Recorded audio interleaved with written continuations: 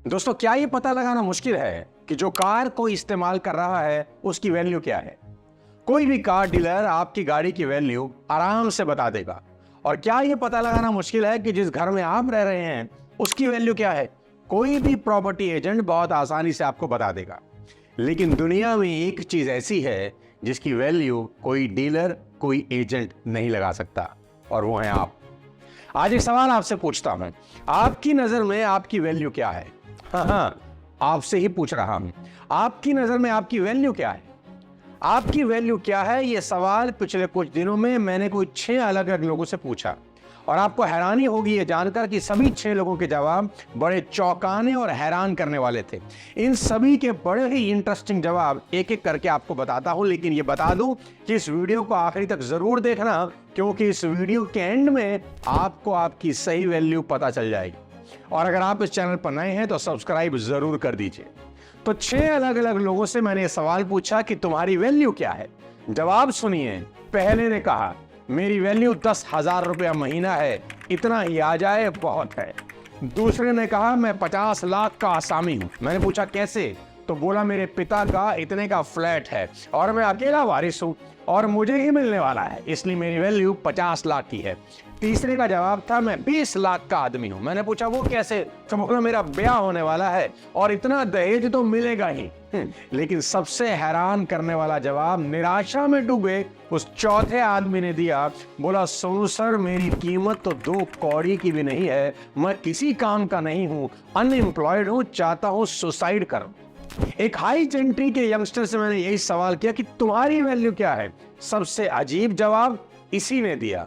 बोला आप मुझे किडनैप कर लो और मेरे बाप से फिरौती के लिए नेगोशिएशन करो, जितने में मेरा बाप राजी हो जाए उतनी मेरी वैल्यू समझ लेना। मैंने कहा भाई वाह, क्या जवाब है।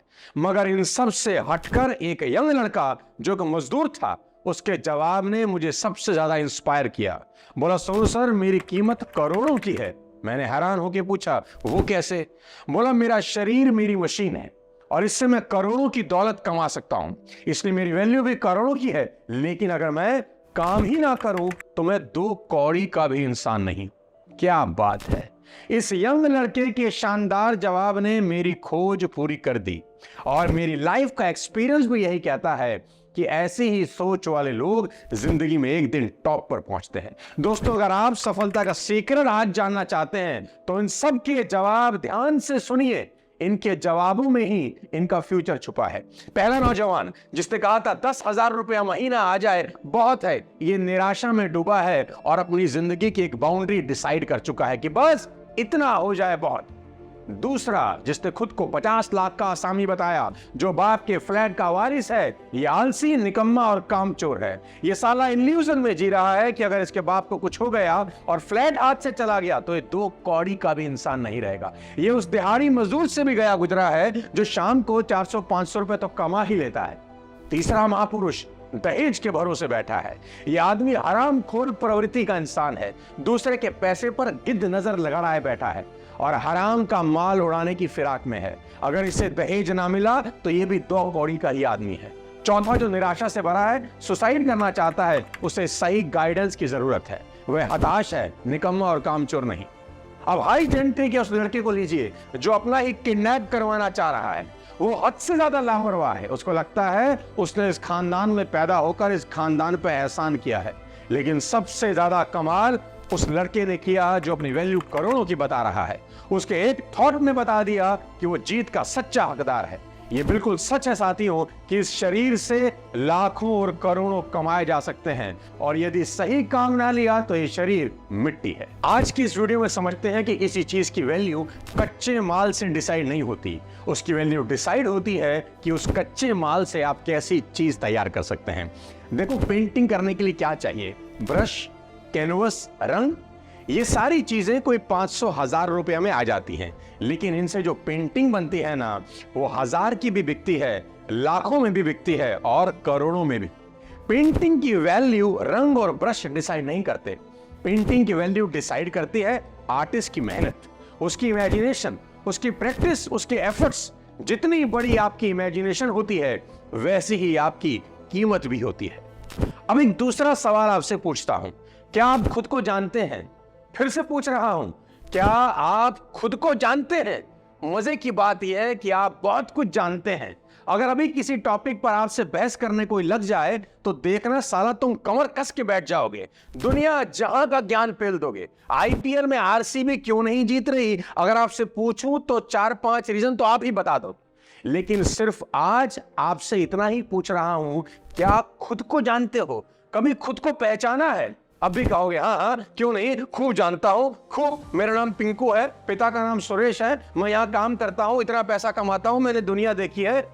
दोस्त, आप सब कुछ जान सकते हो, मगर कड़वी सच्चाई आज मुझसे सुन लो, तुम खुद को कच्चे कायदे जितना भी नहीं जानते, क्योंकि खुद को जानना दुनिया को जानने से भी मुश्किल है।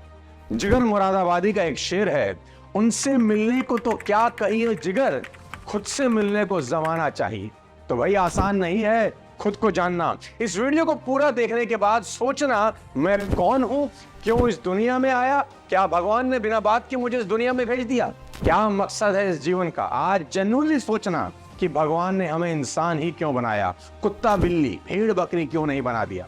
मेरा विश्वास है कि भगवान हर इंसान को किसी ना किसी काम के लिए ही धरती पर भेजते हैं। तो आपको भी यूं तो नहीं भेजा होगा कि जा संसार में जा, रो पिट, दूसरों को गालियां दे, दूसरों की बुराई कर, दूसरों को दोष दे, निठल्ला बैठ, आवारागर्दी कर, टाइम खराब कर और अपनी उम्र पूरी करके आ जा, मैंने तेरे लिए स्वर्ग के दरवाजे खोल रखे हैं।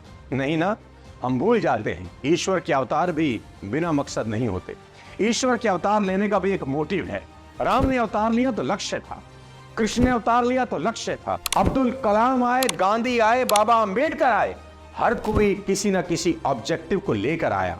तो आपको भी तो किसी ऑब्जेक्टिव को लेकर ही भेजा होगा। क्या फर्क है आप में और इन महान लोगों में? इन लोगों ने अपने पैदा होने का ऑब्जेक्टिव जान लिया और आपको जानना बाकी है, बाकी कोई फर्क नहीं।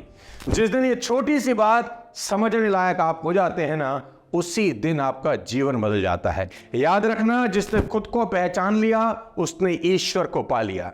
साथियों, सभी YouTube पर वीडियोस देख रहे हैं, धीरू भाई अंबानी बनने की वीडियो, बिल गेट्स बनने की वीडियो, हेनरी फोर्ड बनने की वीडियो। ये कोई नहीं जानना चाहता कि उस मकाम पर पहुंचने के लिए उन्होंने कितनी ऐसी की तैसी करवाई।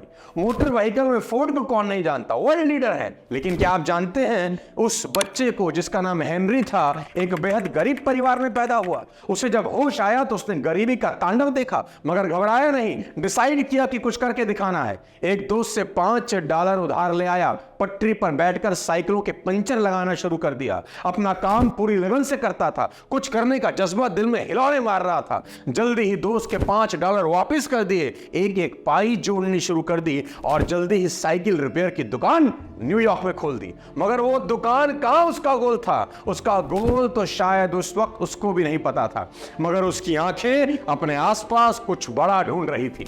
उसी वक्त सड़कों पर नई कार उतर रही थी। फोर्ड का ध्यान वहीं गया, उसने नई पुरानी कारों को खरीदने और बेचने का काम शुरू कर दिया। साथ साथ उसने वर्कशॉप खोल दी। एक सपना अंदर ही अंदर कब आकार ले गया उसे पता ही नहीं चला। अपनी ही मोटर बनाऊंगा, यह ख्याल 24 घंटे उसके दिमाग में घूम रहा था। यह सपना उसे साकार करना था और सपनों को साकार करना उसको आता था। पुरानी कारों की खरीद फरोख्त से प्रॉफिट हुआ। उसकी इच्छा थी कि ऐसी गाड़ी बनाऊं जो इकोनॉमिकल हो, क्योंकि उस वक्त गाड़ियां बहुत महंगी होती थी। और आखिरकार 1903 में फोर्ड ने अमेरिका के डेट्रॉइट शहर में फोर्ड मोटर कंपनी की फाउंडेशन रख दी। 1909 में फोर्ड ने अपनी पहली टी कार मार्केट में उतार दी। कार छोटी और सस्ती थी, कीमत 13,865 रुपए। उसके बाद फोर्ड ने फिर पीछे मुड़कर कभी नहीं देखा। उस हेनरी फोर्ड ने अपनी कीमत जानी और फुटपाथ से उठकर अरबों डॉलर का बिजनेस खड़ा कर दिया। क्या हमारे यहां कोई नौजवान ऐसा नहीं कर सकता? बेशक कर सकता है, एक नहीं हजारों कर सकते हैं, मगर कर नहीं रहे। इस सोच को निकाल फेंको कि तुम कुछ नहीं कर सकते। इतना समझ लो कि तुम हीरे हो, बस धूल में पड़े हो। उठो, कुछ ऐसा करो कि लोग तुम्हें सिर का ताज बना लें।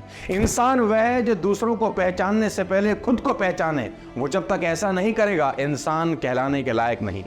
इंसान के अंदर इतनी ऊंचाइयां हैं कि वह 7 आसमानों के पार जा सकता है, और इतनी गहराइयां हैं कि सबसे निचले नरक में पहुंच सकता है। इंसान चाहे तो देव हो सकता है और चाहे तो पशु जाति से गिरकर सांप और बिच्छू की योनि को भी मात देते। अपनी वैल्यू पहचानिए।